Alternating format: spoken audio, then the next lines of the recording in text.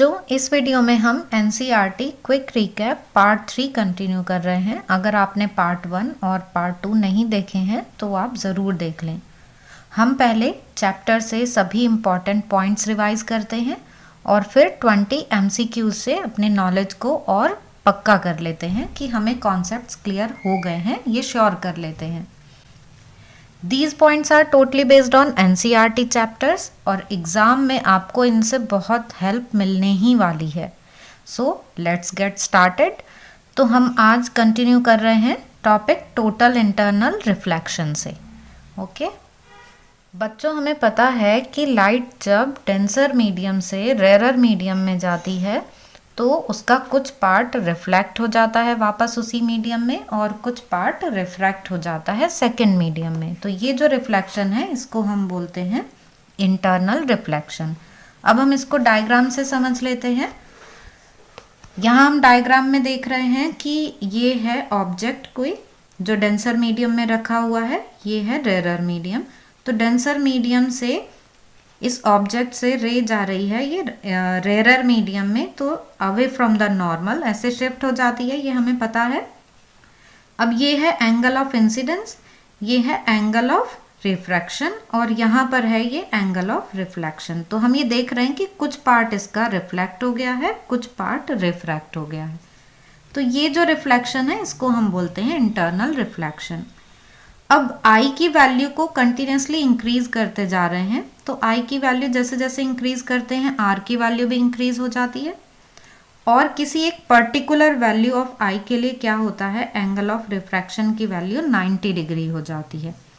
तो वो value I की जिसके लिए एंगल ऑफ रिफ्रैक्शन 90 डिग्री हो जाता है उसको हम बोलते हैं क्रिटिकल एंगल। ये क्रिटिकल एंगल की डेफिनेशन हो गई।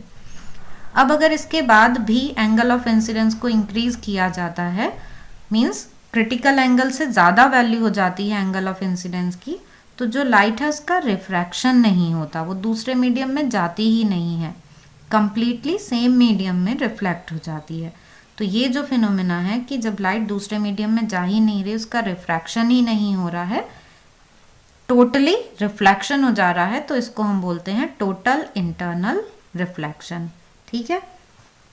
अब यहाँ कंडीशंस हमने क्या देखी टोटल इंटरनल रिफ्लेक्शन के लिए, कि एक तो लाइट डेंसर मीडियम से रेयर मीडियम में जानी चाहिए, ये ऑप्टिकली डेंस मीडियम है, ये रेयर मीडियम है। दूसरी कंडीशन ये कि जो एंगल ऑफ इंसिडेंस है उसकी वैल्यू क्रिटिकल एंगल से ज़्यादा होनी चाहिए। तो ये दो कंडीशंस हैं फॉर टोटल इंटरनल रिफ्लेक्शन। ठीक है। अब हम इसका फॉर्मूला देख लेते हैं। यहाँ पर बच्चों, हाँ पहले हम ये और देख लें कि हमने मीडियम 1 जो है वो एयर को लिया है और मीडियम 2 वाटर को लिया है। यहाँ पर क्या है कि हम मीडियम 2 ले रहे हैं डेंसर मीडियम को। ये हम हमेशा याद रखेंगे कि जो डेंसर मीडियम है वो मीडियम 2 लिया जाता है, जिससे कि आगे हमें जो मीडियम का रिफ्रैक्टिव इंडेक्स है उसकी हेल्प से क्रिटिकल एंगल फाइंड करने में ईजी रहे। तो अब फॉर्मूला देख लेते हैं। यहाँ पर हमने ये लिख लिया, refractive index of second medium with respect to 1, ये इक्वल होता है 1/sin IC या 1/sin C। ये IC और C क्या है, क्रिटिकल एंगल। ठीक है। तो अब क्रिटिकल एंगल की वैल्यू हमें फाइंड करनी है, तो हम फाइंड कर सकते हैं इजीली बाय रिफ्रैक्टिव इंडेक्स। अगर हमें किसी मीडियम का रिफ्रैक्टिव इंडेक्स पता है, absolute refractive index means with respect to air, तो हम उसकी हेल्प से जो क्रिटिकल एंगल है उसकी वैल्यू फाइंड कर सकते हैं। यहाँ पर साइन C की वैल्यू n1/n2 हो गई और ये जो n1 मीडियम है वो हमेशा रेयर होना चाहिए और n2 डेंसर मीडियम होना चाहिए। ठीक है। तो अब नेक्स्ट पॉइंट देख लेते हैं। Critical angle for diamond is least. हमें पता है कि जो रिफ्रैक्टिव इंडेक्स है वो डायमंड का सबसे ज़्यादा होता है, इसलिए जो क्रिटिकल एंगल है वो इसका सबसे कम होता है। यहाँ हम इस रिलेशन से भी देख सकते हैं कि ये जो सेकेंड मीडियम का रिफ्रैक्टिव इंडेक्स है वो जो क्रिटिकल एंगल है उसकी इन्वर्सली प्रोपोर्शनल है। तो रिफ्रैक्टिव इंडेक्स जितना ज़्यादा होगा क्रिटिकल एंगल की वैल्यू उतनी ही कम होगी। तो for diamond critical angle is least because it's refractive index is most. अब हम इसकी कुछ एप्लीकेशंस देख लेते हैं टोटल इंटरनल रिफ्लेक्शंस की। तो फर्स्ट एग्जाम्पल है ये मिराज। बच्चों ये एक तरह का इल्यूजन है जो हम डेजर्ट या हाईवे पर एक्सपीरियंस कर सकते हैं। इसमें क्या होता है, कभी हॉट समर डेज में ऐसा होता है कि सामने लगता है कि पानी है, लेकिन जब वहाँ जाते हैं तो कोई पानी नहीं होता। तो ये पानी होने का जो एक इल्यूजन है वो इस वजह से होता है कि सामने जो ऑब्जेक्ट है उनकी इन्वर्टेड इमेज हमें दिखाई देने लगती है, तो हमें फिर पानी होने का भ्रम ऐसे लगता है। तो ये किस तरह से होता है, ये जैसे सरफेस है तो गर्मी के टाइम पे क्या होता है कि ग्राउंड के जस्ट क्लोज जो सरफेस है, ये जो पोर्शन है ये रेरर मीडियम की तरह हो जाता है और इसके ऊपर ये डेंसर मीडियम होते चले जाते हैं। तो जो ग्राउंड के बिल्कुल क्लोज वाला पोर्शन होगा वो रेरर होगा कंपैरेटिवली जस्ट अबोव लेयर। तो इससे क्या होता है कि ये लाइट हम देख रहे हैं किस तरह से ट्रैवल कर रही है, तो नॉर्मल से दूर हटते जा रही है। और ऐसे में एक कंडीशन इस तरह की आती है कि लाइट का टोटल इंटरनल रिफ्लेक्शन हो जाता है। ये लाइट जिस मीडियम से आई उसी मीडियम में वापस लौट गई। तो अब ऐसा लगता है कि ये लाइट यहाँ से आ रही है, तो ऐसे में क्या होता है कि ये जैसे ट्री है इसकी एक इन्वर्टेड इमेज दिखाई देने लगती है। यहाँ पर कोई भी ऑब्जेक्ट होगा तो उसकी एक इन्वर्टेड इमेज दिखाई देने लगेगी, और इन्वर्टेड इमेज दिखाई देने का मतलब है कि यहाँ पर पानी होने का ऐसे डाउट होता है कि यहाँ पर पानी है। तो ये एक तरह का ऑप्टिकल इल्यूजन है जिसको देख सकते हैं हम हाईवेज पर या फिर डेजर्ट एरिया में गर्मी के टाइम में। अब नेक्स्ट पॉइंट देख लेते हैं बच्चों। टोटल इंटरनल रिफ्लेक्शन का एक और एग्जांपल है शाइनिंग ऑफ डायमंड। डायमंड बहुत शाइन करते हैं ये हमने देखा है, और इसका रीज़न क्या है, डायमंड का रिफ्रैक्टिव इंडेक्स बहुत ज़्यादा होता है, जिस वजह से जो क्रिटिकल एंगल की वैल्यू है इसके लिए वो बहुत कम होती है। इसलिए मल्टीपल टोटल इंटरनल रिफ्लेक्शन होता है इनसाइड द डायमंड, जो इसको इतना ज़्यादा शाइन कराता है। अब डायमंड में एक चीज़ बहुत इम्पॉर्टेंट होती है इसके कट्स। तो डायमंड को आपने अगर देखा होगा तो इसमें बहुत ज़्यादा सरफेसेस होती हैं, बहुत कटिंग होती है इसमें।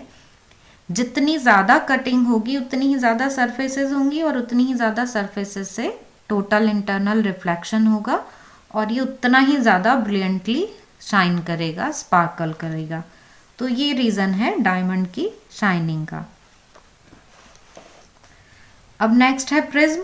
प्रिज्म में भी टोटल इंटरनल रिफ्लेक्शन को यूज़ किया जाता है। यहाँ हम डायग्राम में देख सकते हैं कि ये रेक्टेंगुलर प्रिज्म है जिनसे किसी ऑब्जेक्ट की ये इमेज मिल रही है हमें, और without changing the size of object. तो जो इमेज बनती है उसका साइज वही होता है जो ऑब्जेक्ट का साइज है। तो इन्वर्टेड इमेज तो मिल जाती है लेकिन साइज में कोई चेंज नहीं आता है। तो ये रेक्टेंगुलर प्रिज्म है जिनमें टोटल इंटरनल रिफ्लेक्शन को यूज करके लाइट को बेंड किया जा सकता है 90 और 180 डिग्री। जैसे इस एग्जाम्पल में हम देख रहे हैं कि 90 डिग्री बेंड हो गई है लाइट, यहाँ हम देख रहे हैं कि 180 डिग्री बेंड हो गई है। नेक्स्ट एग्जाम्पल है इसका बच्चों ऑप्टिकल फाइबर। बच्चों ऑप्टिकल फाइबर बहुत ही इंपॉर्टेंट टॉपिक है ये। ऑप्टिकल फाइबर्स को बनाया जाता है हाई क्वालिटी कंपोजिट ग्लास या फिर क्वार्ट्ज फाइबर से, और इनको यूज़ किया जाता है for transmitting audio and video signal through long distances. क्योंकि इसमें जो लाइट की इंटेंसिटी है उसका लॉस बहुत कम होता है, तो सिग्नल्स को काफ़ी दूर तक विदाउट एनी लॉस ट्रांसमिट किया जा सकता है। ये वर्क करते हैं principle of total internal reflection पर। किस तरह से ये देख लेते हैं हम, तो यहाँ पर आपको एक ये ट्यूब लाइक स्ट्रक्चर दिख रहा होगा। इसमें 2 पार्ट्स होते हैं। एक ये जो पार्ट है ये है कोर, और ये जो आउटर पोर्शन है ये होता है क्लेडिंग। तो यहाँ पर क्या है कि इनमें रिफ्रैक्टिव इंडेक्स इस तरीके से रखा जाता है कि ये जो कोर का रिफ्रैक्टिव इंडेक्स है वो क्लेडिंग के रिफ्रैक्टिव इंडेक्स से ज़्यादा होता है। मींस ये डेंसर मीडियम है और ये जो पोर्शन है ये रेरर मीडियम की तरह होता है। तो जब इसमें लाइट एंटर करती है एट सूटेबल एंगल, मींस जो क्रिटिकल एंगल है उससे ज़्यादा वैल्यू पे एंटर करती है, तो लाइट का टोटल इंटरनल रिफ्लेक्शन हो जाता है। ये रिपीटेड TIR हो रहा है यहाँ पर। तो इस तरह से लाइट ऐसे ट्रैवल करती चली जाती है और उसकी इंटेंसिटी का लॉस जो है इसमें बहुत कम होता है। तो जो सिग्नल का लॉस है वो भी बहुत कम होता है। इस तरह से सिग्नल्स को काफ़ी दूर तक ट्रांसमिट किया जा सकता है। ऑप्टिकल फाइबर्स के यूजेस देख लेते हैं। ये तो हमने पढ़ ही लिया इन टेलीकम्युनिकेशन। मेडिकल फील्ड में भी इसको यूज़ किया जाता है। इंटरनल ऑर्गन्स जो हैं बॉडी के, उनको एग्जामिन करने के लिए, उनकी पिक्चर्स लेने के लिए।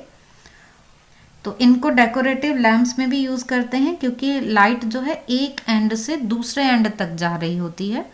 तो इस तरह से ये काफ़ी सुंदर लगते हैं डेकोरेटिव लैम्प कि इसमें बल्ब तो एक ही पॉइंट पर लगा होता है, लेकिन जो फाइबर्स हैं उनके दूसरे एंड तक लाइट चली जाती है इसमें।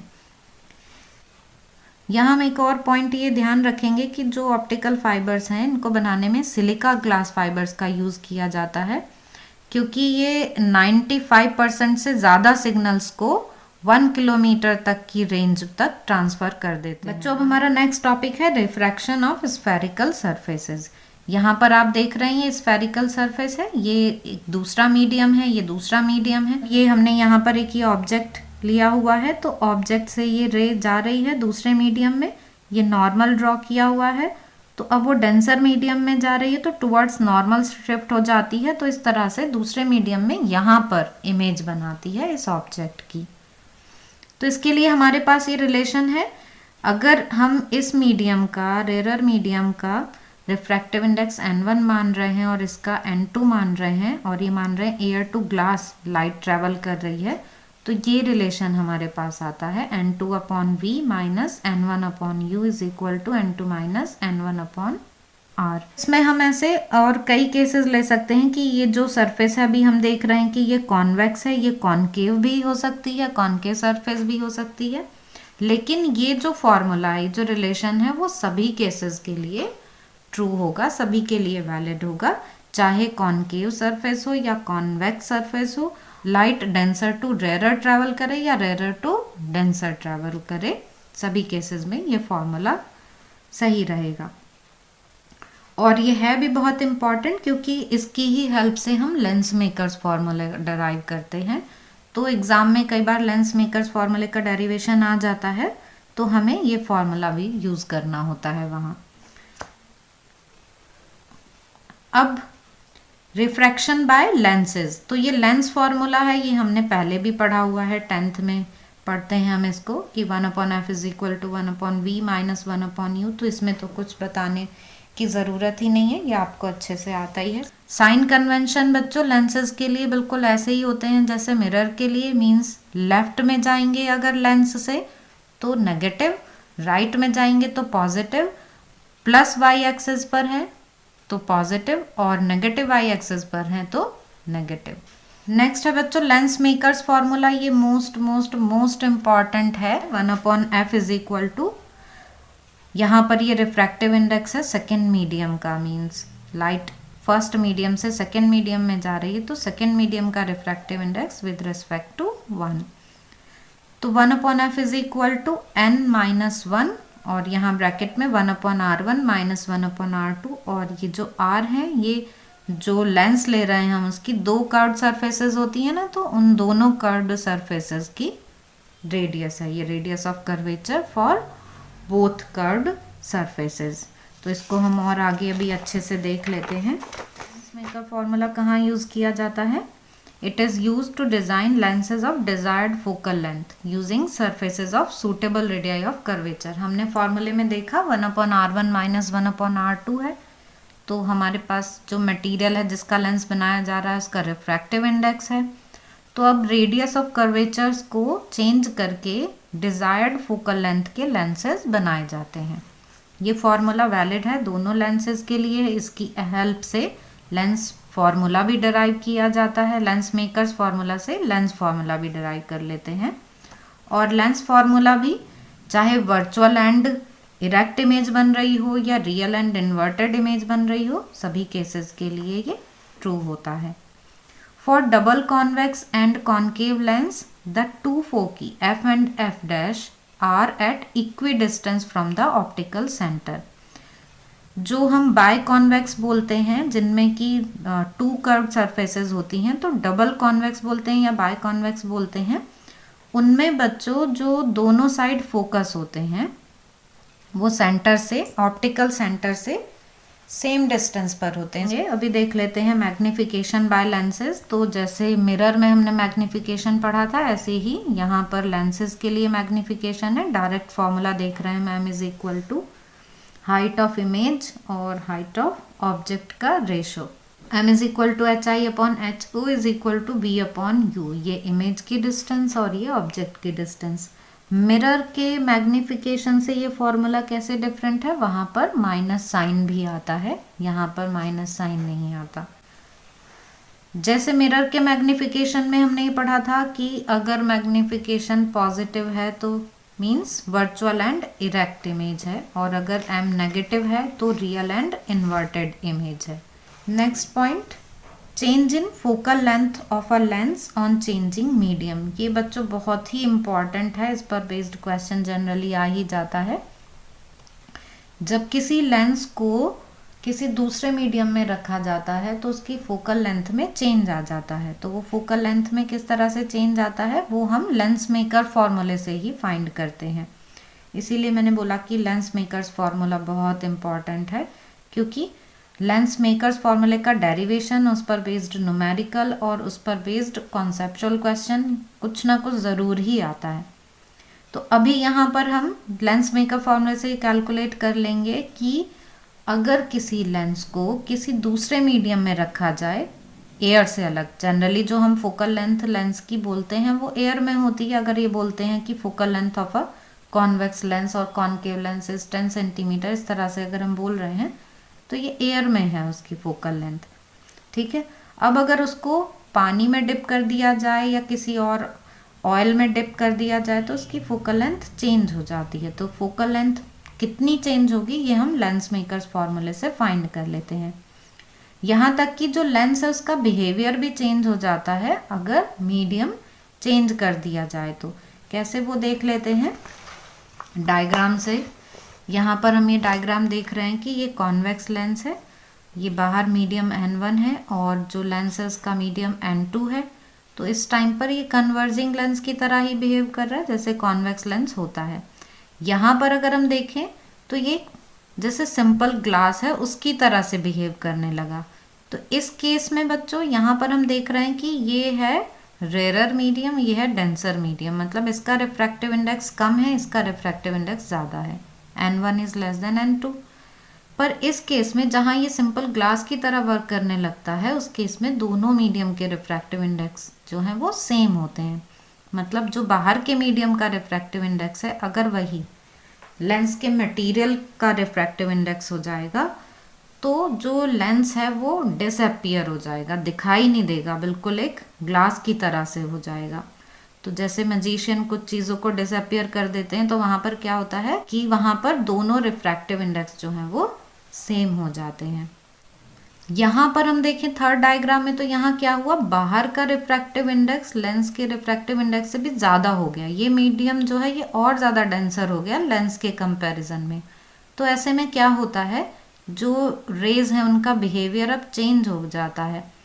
कॉन्वेक्स लेंस एयर में रखा होता है तो कन्वर्जिंग होता है, और अगर किसी ऐसे मीडियम में रख दें जो ज़्यादा ही डेंसर है लेंस से भी ज़्यादा, तो उस कंडीशन में क्या होगा, ये अब कॉन्वेक्स लेंस कॉनकेव की तरह से बिहेव करने लगेगा। अब ये कन्वर्जिंग ना होकर डाइवर्जिंग हो जाएगा, रेज को डाइवर्ट करने लगेगा जब n1 is greater than n2, ये हो जाएगा। बिल्कुल ऐसा ही हम यहाँ पर ये कॉनकेव लेंस के लिए भी देख सकते हैं कि इसकी नेचर होती है डाइवर्जिंग की। तो जब बाहर का मीडियम मीन्स कम रिफ्रैक्टिव इंडेक्स का है, n1 is less than n2, तो ये डाइवर्जिंग नेचर का है। अब अगर दोनों मीडियम के रिफ्रैक्टिव इंडेक्स सेम हो जाते हैं तो ये ऐसे ही प्लेन ग्लास की तरह से बिहेव करने लगता है। और अगर बाहर के मीडियम का रिफ्रैक्टिव इंडेक्स ज़्यादा हो जाए, n1 is greater than n2, तो उस केस में ये जो डाइवर्जिंग नेचर है इसकी अब कन्वर्जिंग हो जाएगी और कॉनकेव लेंस जो है वो कॉन्वेक्स की तरह से एक्ट करने लगेगा। तो ये भी बड़ा इम्पॉर्टेंट है। कितना चेंज आया फोकल लेंथ में ये हम इस फॉर्मूले से फाइंड कर लेते हैं। जैसे ये है हमारे पास lens makers formula 1/f is equal to 1n2 minus 1 1/r1 minus 1/r2। तो 1/f इज इक्वल टू, यहाँ पर हम इसको n2/n1 -1 ऐसे लिख सकते हैं, और ये 1/r1 -1/r2 ये लिख सकते हैं।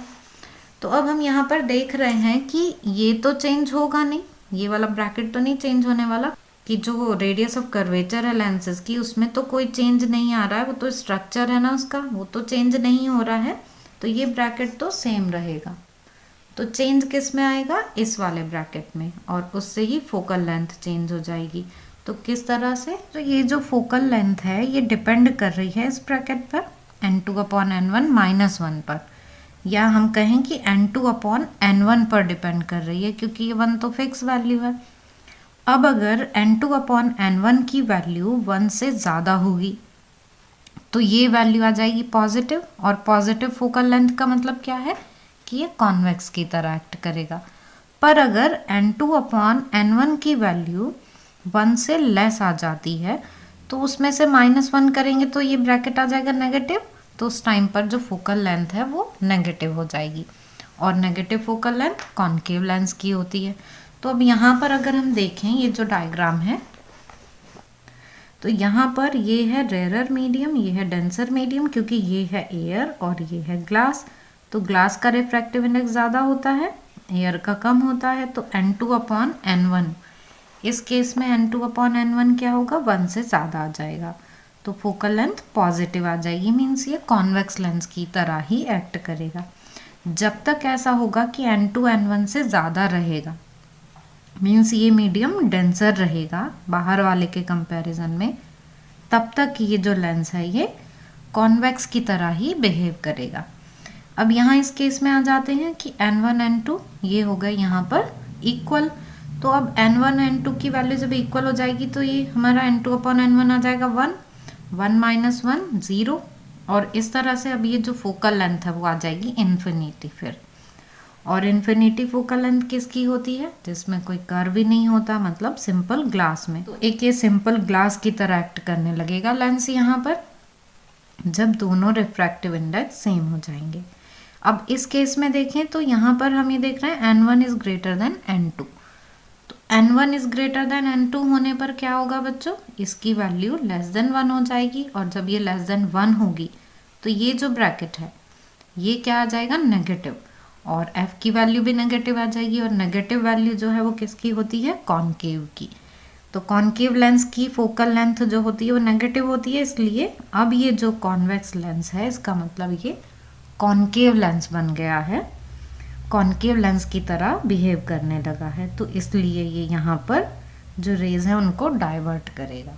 ठीक है, बिल्कुल ऐसे ही हम इसको भी देख सकते हैं। तो आपको ये समझ में आ गया होगा कि क्यों जो लेंस है इस तरह से अपना बिहेवियर चेंज करता है।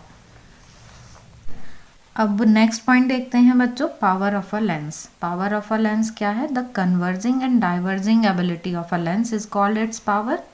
कोई भी लेंस रेज को कितना कन्वर्ज या डाइवर्ज कर सकता है वही उसकी पावर होती है। जैसे ये कॉन्वेक्स है, इसकी नेचर क्या है, कन्वर्ज करने की, कन्वर्जिंग है ना ये।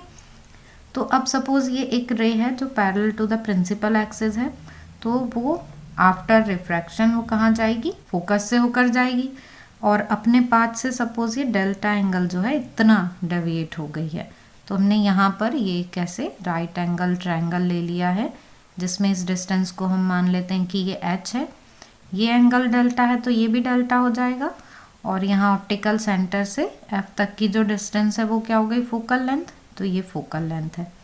इसमें हम tan डेल्टा लें तो h/f आ जाएगा, and for small value of angle हम लिख सकते हैं delta is equal to h/f।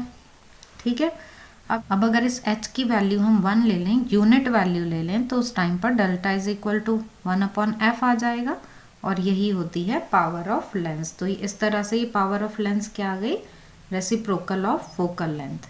तो फोकल लेंथ का जो रेसिप्रोकल है वही उसकी पावर होती है। वो SI यूनिट होती है पावर की, वो होती है डायप्टर, मतलब जिस टाइम फोकल लेंथ को मीटर में मेज़र किया जाएगा उस टाइम यूनिट हम इसकी डायप्टर लेंगे। तो एक तो हमने ये देख लिया reciprocal of focal length of a lens is called its power, और ये जो हम फॉर्मूला ले रहे हैं P is equal to 1/f, ये किस कंडीशन में ले रहे हैं, जब यहाँ f को मीटर में मेज़र किया जा रहा है, जिससे कि SI यूनिट हम डायोप्टर ले पाएँ। तो 1 dioptre is equal to metre inverse. अगर हम ये फोकल लेंथ सेंटीमीटर में लेंगे तो P is equal to 100/f लिख देंगे। ठीक है, तो ये आपको पावर समझ में आ गई होगी, रेसिप्रोकल ऑफ फोकल लेंथ। अब नेक्स्ट देखते हैं, अगर फोकल लेंथ पॉजिटिव तो पावर भी पॉजिटिव, और अगर फोकल लेंथ नेगेटिव है तो पावर भी नेगेटिव होगी। मतलब ये कॉन्वेक्स लेंस के लिए है, ये कॉनकेव लेंस के लिए है। और अगर किसी लेंस की फोकल लेंथ 1 मीटर है तो उसकी पावर 1 डायोप्टर होगी। अब नेक्स्ट पॉइंट है कॉम्बिनेशन ऑफ फोकल लेंथ। बच्चों, जब 2 या 2 से ज़्यादा लेंसेज को कंबाइन कर दिया जाता है तो उनकी इफेक्टिव फोकल लेंथ हम इस तरह से फाइंड कर सकते हैं। ये तो है फॉर 2 लेंसेज 1/f, ये इफेक्टिव फोकल लेंथ है। ये कैसे फाइंड करेंगे हम, 1/f1 प्लस 1/f2 से। इसी तरह से बहुत सारे अगर लेंसेज का कॉम्बिनेशन है तो हम ऐसे ही उसको इफेक्टिव फोकल लेंथ को फाइंड कर सकते हैं कि 1/f is equal to 1/f1 plus 1/f2 plus 1/f3। ठीक है, अब ये 1/f क्या है, पावर होती है ये तो हम इसको P लिख सकते हैं, और ये इंडिविजुअल हर एक लेंस की पावर हो गई। तो P is equal to P1 plus P2 plus P3। इस तरह से जो कॉम्बिनेशन ऑफ लेंसेज हैं उनकी हम इफेक्टिव पावर भी फाइंड कर सकते हैं। कॉम्बिनेशन ऑफ लेंसेज जो है बच्चों, वो हेल्प करता है कि डिजायर्ड मैग्निफिकेशन के डाइवर्जिंग और कन्वर्जिंग लेंसेज मींस कॉन्वेक्स और कॉनकेव लेंस जो हैं उनको बनाने में, और इमेज की शार्पनेस को इंक्रीज करने में। अब ये इंपॉर्टेंट पॉइंट है, एक magnification of combination of lenses. तो मैग्निफिकेशन जो है बच्चों लेंसेज के कॉम्बिनेशन का, वो हम इस फॉर्मूले से फाइंड करते हैं, m is equal to m1 m2 m3। यहाँ आप देख रहे होंगे कि यहाँ पर मैग्निफिकेशंस का मल्टीप्लिकेशन है। तो जैसे हमने यहाँ फोकल लेंथ में देखा कि ये ऐड करने से आ गई, पावर भी ऐड करने से आ गई, लेकिन मैग्निफिकेशन में यहाँ पर मल्टीप्लिकेशन होता है। ऐसा किस लिए होता है, क्योंकि एक लेंस से जो इमेज बनेगी वो दूसरे के लिए ऑब्जेक्ट का काम करेगी और वो उसको मैग्नीफाई कर देगा कुछ टाइम्स, 2 टाइम्स, 1.5 टाइम्स या 3 टाइम्स, कुछ भी करे तो वहाँ पर मल्टीप्लिकेशन होगा। तो नेक्स्ट टॉपिक है बच्चों रिफ्रैक्शन थ्रू अ प्रिज्म। बहुत इंपॉर्टेंट टॉपिक है डेरिवेशंस के लिए भी, क्वेश्चंस के लिए भी। तो चलिए देखते हैं, ये है ABC, एक यहाँ पर हमने ट्रायंगल लिया हुआ है। तो ये प्रिज्म में इस तरीके से है, ये है ना प्रिज्म, तो ऐसे हमने इसको ऐसे रखा हुआ है। तो ABC इसको बोलते हैं प्रिज्म एंगल। ये प्रिज्म एंगल है, ये इसका बेस हो गया। कैसे भी रख सकते हैं हम इसको, ये तो यहाँ इक्विलेटरल ट्रायंगल की फॉर्म में है ना, तो ऐसे ऐसे हम किसी भी तरह से रख सकते हैं। इसका हर एक एंगल 60 डिग्री का है।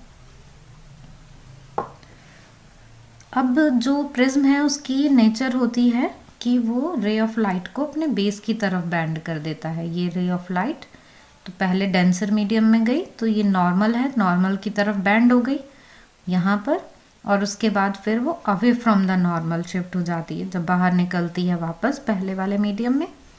तो इस तरह से बेस की तरफ बैंड हो जाती है। तो चाहे वो किसी भी एंगल पर कैसे भी रे यहाँ पर इस सरफेस पर पड़े, वो दूसरी साइड से बेस की तरफ ही बैंड होते हुए निकलेगी। ठीक है, ये है प्रिज्म एंगल, ये इसका बेस हो गया। ये 60 डिग्री वाला है हमारा जो यहाँ पर प्रिज्म है, इक्विलेटरल ट्रायंगल की फॉर्म में है। अब बच्चों जो प्रिज्म से एंगल ऑफ डेविएशन बनता है उसको देख लेते हैं कि वो कैसे बनता है। यहाँ हम डायग्राम में ये देख सकते हैं कि ये है इंसिडेंट रे। तो इंसिडेंट रे जो है अंदर जाकर वो बैंड हो गई नॉर्मल की तरफ और फिर बाहर ये इस तरह से इमर्ज हो गई। तो अब ये जो इंसिडेंट रे है, अगर कोई डेविएशन नहीं होता तो ये इसका पाथ होता, ये ऐसे सीधे जाती। फाइनली जो रे है वो किस तरह से आई है, ये है उसका पाथ। तो अब ये कहाँ से आती हुई लग रही है, इसको हम पीछे बढ़ा देंगे। तो अब इस वाली रे में और इस वाली रे के बीच में जो एंगल बन रहा है वो ही एंगल ऑफ डेविएशन होता है। कि रे को जाना ऐसे था पर गई ऐसे, तो अपने पाथ से कितना डेविएट हो गई है, ये डेल्टा एंगल जो है ये डेविएट हो गई, तो ये एंगल ऑफ डेविएशन हो गया। ठीक, तो ये जो एंगल ऑफ डेविएशन है, जब हम इसका डेरिवेशन पढ़ते हैं तो उसमें हम देखते हैं ये I plus E minus A के इक्वल होता है। For minimum angle of deviation means when delta is equal to D M, उस कंडीशन में क्या होता है बच्चों, आई ई के इक्वल हो जाता है। और ये जो पाथ है इनसाइड द प्रिज्म, रे का पाथ जिसको पी क्यू से ड्रॉ किया हुआ है, P Q is parallel to the B C, तो ये पी क्यू इस बी सी के पैरेलल हो जाती है उस कंडीशन में। तो for minimum angle of deviation ये होता है। तो यहाँ हम इसको ग्राफ से भी समझ लेते हैं मिनिमम एंगल ऑफ डेविएशन को। यहाँ हम ये ग्राफ देख रहे हैं, ग्राफ में इस साइड वाई एक्सिस पर लिया हुआ है एंगल ऑफ डेविएशन और इस साइड एंगल ऑफ इंसिडेंस। तो जैसे जैसे आई की वैल्यू को इनिशियली इंक्रीज करते हैं वैसे वैसे हम देख रहे हैं कि डेल्टा की वैल्यू डिक्रीज होती चली जाती है। डेल्टा डिक्रीज हो रहा है, पर एक पर्टिकुलर वैल्यू पर आकर क्या होता है कि उसके बाद आई की वैल्यू इंक्रीज करते हैं तो डेल्टा की वैल्यू भी इंक्रीज होती चली जाती है। अब ये जो वैल्यू है मिनिमम एंगल ऑफ डेविएशन वाली, इस कंडीशन में आई इज इक्वल टू ई हो जाता है। मीन्स यहाँ से अब मिनिमम एंगल ऑफ डेविएशन के बाद ही तो इंक्रीज होना शुरू होगा ना। अब इसके लिए ये फॉर्मूला है कि सेकेंड मीडियम का जो रिफ्रैक्टिव इंडेक्स है, मीन्स प्रिज्म का रिफ्रैक्टिव इंडेक्स, तो प्रिज्म के रिफ्रैक्टिव इंडेक्स को फाइंड कर सकते हैं हम इस फॉर्मूले की हेल्प से। और इस फॉर्मूले का डेरिवेशन भी बहुत इम्पॉर्टेंट है बच्चों। तो अभी हम यहाँ फॉर्मूला देख रहे हैं डायरेक्ट कि रिफ्रैक्टिव इंडेक्स ऑफ प्रिज्म ये यहाँ पर निकल के आएगा। तो refractive index of prism is equal to sine A plus D M upon 2 upon sine A upon 2। यहाँ ए हमें पता है कि प्रिज्म एंगल है, डी एम क्या है, मिनिमम एंगल ऑफ डेविएशन, और यहाँ अपॉन में साइन ए अपॉन 2, ये ए फिर से प्रिज्म एंगल ही है। For thin prism, thin prism मतलब जिसके लिए प्रिज्म एंगल की वैल्यू कम हो, कि प्रिज्म इस तरीके से हो, ऐसे ये थिन प्रिज्म हो जाएगा। तो थिन प्रिज्म के लिए जो फॉर्मूला है इसमें क्या है कि जब ए की वैल्यू बहुत कम हो गई तो यहाँ साइन थीटा को हम थीटा ऐसे ले लेते हैं फॉर स्मॉल एंगल थीटा। तो साइन ए बाय 2 को ए बाय 2 लिख देते हैं बस। तो उससे हमारे पास ये फॉर्मूला आ जाता है कि minimum angle of deviation is equal to n21 - 1 into A. यहाँ हम ये याद रखेंगे कि इस फॉर्मूले को हम तभी अप्लाई कर सकते हैं जब जो प्रिज्म है उसके लिए जो प्रिज्म एंगल है उसकी वैल्यू बहुत कम हो। It implies that thin prism do not deviate much light. ठीक है, जो थिन प्रिज्म होते हैं वो लाइट को बहुत ज़्यादा डेविएट नहीं करते। नेक्स्ट पॉइंट है डिस्पर्जन बाय प्रिज्म।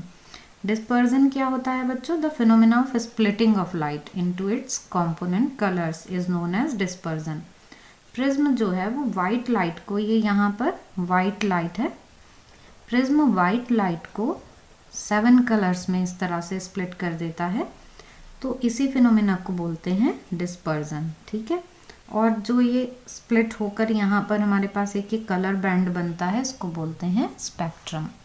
तो ये स्पेक्ट्रम है, ये जो प्रोसेस है जिससे कि जो सारे कलर्स हैं वो सेपरेट हो गए, इसको बोला जाता है डिस्पर्जन।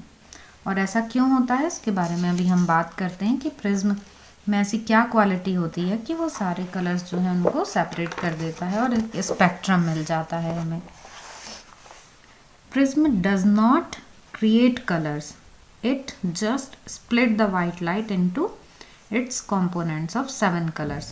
ray of light, एक सिंगल रे कुछ नहीं होता है, एक सिंगल रे ऑफ लाइट जो है वो एग्जिस्ट नहीं करती है। एक्चुअल में जो रे है वो क्या है? Beam of many rays of light, मतलब उसमें बहुत सारी रेज होती हैं। बच्चों इससे ये क्लियर है कि कोई एक ही रे नहीं है जो 7 कलर्स में ऐसे स्प्लिट हो गई है। एक जो सिंगल रे होती है वो भी बीम ऑफ मैनी रेज होती है।